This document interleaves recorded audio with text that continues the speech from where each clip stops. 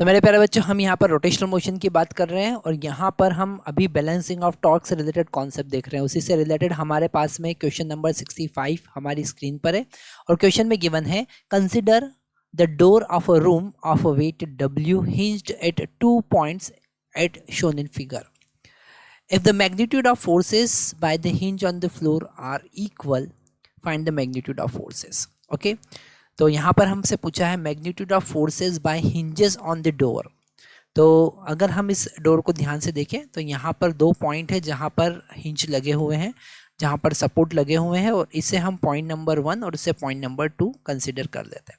ठीक है, अगर यहाँ पर W डाउनवर्ड फोर्स लग रहा है तो इसको बैलेंस करने के लिए ये जो हिंज है इसे पीछे की तरफ खींचेगा, है ना। मतलब यहाँ पर फोर्स F1 बैकवर्ड डायरेक्शन में लगेगा और ये जो डोर है इस हिंज को इस डायरेक्शन में प्रेस कर रहा है, तो ये जो हिंज है अपोजिट डायरेक्शन में F2 फोर्स यहाँ पर लगाएगा और F1 F2 का वैल्यू हमको फाइंड करना है।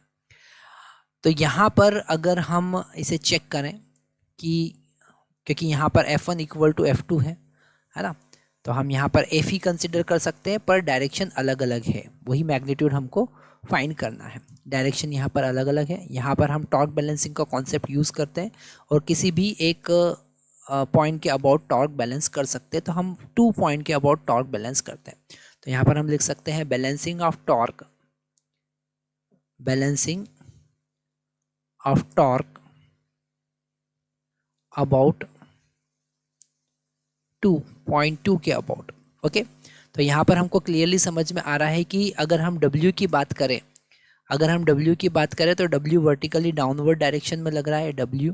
ओके, और 2 से उसका जो परपेंडिकुलर डिस्टेंस अगर हम देखें तो 2 से उसका परपेंडिकुलर डिस्टेंस, यहाँ पर ये परपेंडिकुलर डिस्टेंस होगा L/2। Okay, same as it is अगर हम F1 की बात करें तो यहाँ से परपेंडिकुलर डिस्टेंस जो होगा वो होगा 2L, जो कि डायग्राम में गिवन है।